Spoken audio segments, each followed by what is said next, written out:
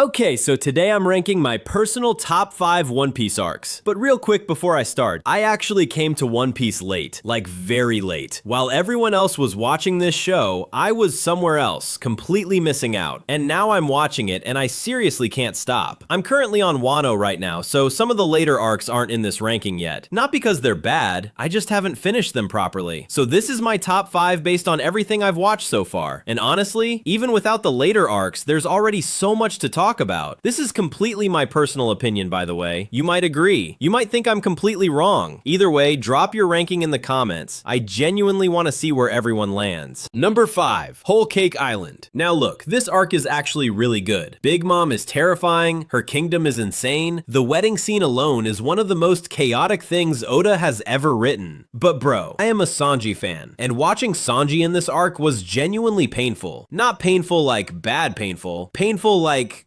this is uncomfortable to watch as someone who loves this character painful. You spend all this time watching Sanji be this cool, confident guy, and then suddenly he's just broken, submissive, not himself at all. I get why Oda did it, I really do, but that doesn't make it easier to sit through. Great arc, just personally hurt me as a Sanji fan. So number 5. Number 4, Dressrosa. And honestly, one moment puts this arc in my top 5 by itself. Gear 4th. Bro, when Luffy activated Gear 4th for the first time, like I wasn't ready for that at all. The design, the power, everything about it just hit differently. And then the Luffy versus Doflamingo fight. Doflamingo is genuinely one of the best villains in the whole series, and that fight does him complete justice. But the thing that surprised me most about Dressrosa was Kairos, the toy soldier who loved Scarlet. That whole storyline came out of nowhere and hit me really hard. I wasn't expecting to feel that hard. Dressrosa just keeps giving you moment after moment. That's why it's number 4. Before moving to the next arc, I want to tell you something. I like One Piece more before the time skip than after the time skip, where Zoro actually smiles. So I am ranking this way. Let's continue. Number 3, Alabasta. And I know some people might not rate this as highly, but just hear me out. First, Sanji's Mr. Prince moment. That scene is iconic, bro. Sanji walking in with nothing but his brain and his confidence and just completely changing everything. That's the moment I became a Sanji fan, honestly. And then there's Luffy versus Crocodile. Luffy's first fight against a warlord, and he loses twice before finally winning. That whole sequence just shows you exactly who Luffy is as a character. He doesn't give up, ever. And Vivi. Everything about Vivi and her father Cobra and her love for her country just hits differently. Her choosing her people over staying with the crew at the end, that moment actually got me. Alabasta is where One Piece stopped being just a fun adventure and started being something with real emotional weight. Number 3. Number 2, Water 7. But here's the thing about Water 7. It's not just Water 7. Water 7 is Water 7 plus Enies lobby. And when you look at it like that, this might actually be the greatest stretch of episodes in the whole series. Robin's breakdown, the crew falling apart, Luffy screaming her name across Enies lobby, the Going Merry getting her moment at the end. Bro, I can't even talk about the Merry without getting emotional, honestly. Every single thing in this arc, every fight has meaning. Every emotional moment earns its place. Nothing feels wasted. The only reason it's number 2 is because of what's coming next. Number 1, Marineford. And honestly, it's not even a debate for me. This is the first time in One Piece where everything just goes completely all out. It's not a crew fighting a villain, it's an actual war. The Marines, the Whitebeard pirates, the warlords, everyone is there and everyone is going all out. The scale of it is something One Piece had never done before. And the fights in Marineford are on a completely different level from anything before it. But here's the thing, the fights are not why Marineford is number 1 for me. It's Ace. Watching Luffy fight through everything to save his brother, the desperation, the pain, everything he goes through in that arc. And then right at the end, it still wasn't enough. That moment broke me, honestly. And watching Luffy completely fall apart after, that scene doesn't leave you. You carry it with you every time you watch One Piece after that. Marineford is the arc where One Piece shows you that this story has real consequences, real loss, and nothing is ever the same after it.